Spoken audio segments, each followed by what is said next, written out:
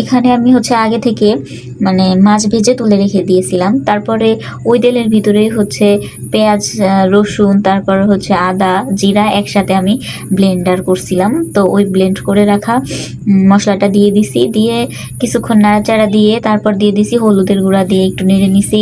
তারপরে আবার দিছি নুন। তো নুন দিয়ে আবারও কিছুক্ষণ নেড়ে তারপর দিয়ে দিলাম যে বাজার থেকে কিনতে পাওয়া যায় যে মরিচের গুঁড়াটা, ওইটা। তারপর দিয়ে দিছি আবার হচ্ছে আমি যেই মরিচটা হাতে গুঁড়া করে রাখি ওই মরিচটা দিয়ে দিলাম।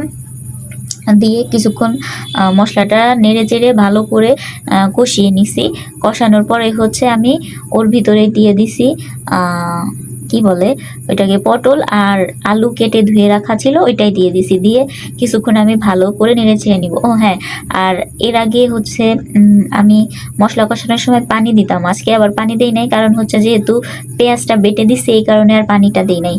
তো এভাবে তরকারিটা যখন একটু ভাজা ভাজা হয়েছে আমি ঢেকে দিছি। ঢেকে দিয়ে কিছুক্ষণ রান্না করে নেওয়ার পর আবার ঢাকনাটা তুলে নিছি।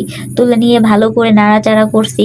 যখন দেখছি যে সবটুকু পানি টেনে গেছে, প্রপার শুকাই গেছে, তারপর হচ্ছে আমি কষাই বা সিদ্ধ হওয়ার জন্য কিছুটা পানি দিয়ে দিছি, পরিমাণ মতো পানি দিয়ে তারপর হচ্ছে ঢাকনা দিয়ে ঢেকে ঢেকে রান্না করছি। তো ঢাকনা দিয়ে ঢেকে বা আবার তুলে নাড়াচাড়া করার ভিডিওটা যদিও এখানে আমি দেই নাই, ওটা কেটে দিছি।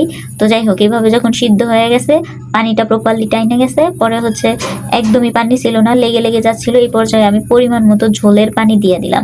মানে যে যেরকম ঝোল পছন্দ করে, আমরা যেরকম ঝোল পছন্দ করি ওই অনুযায়ী আমি ঝোলের পানিটা দিয়ে দিচ্ছি। তারপর হচ্ছে যখনই পানিটাতে জাল বা বলক চলে আসছে ওর তখনই আমি হচ্ছে আগে থেকে ওই যে ভেজে তুলে রাখা যে মাছগুলো ওগুলা দিয়ে দিছি। দিয়ে দেওয়ার পর আবারও কিছুক্ষণ জাল করে নিব, কিছুক্ষণকে অনেকক্ষণই জাল করে নিব নেড়ে ছেড়ে। এই তো তারপরেই হয়ে গেল আমার তরকারি রান্না। যাই হোক, ভালো থাকেন সবাই, আল্লাহ হাফেজ।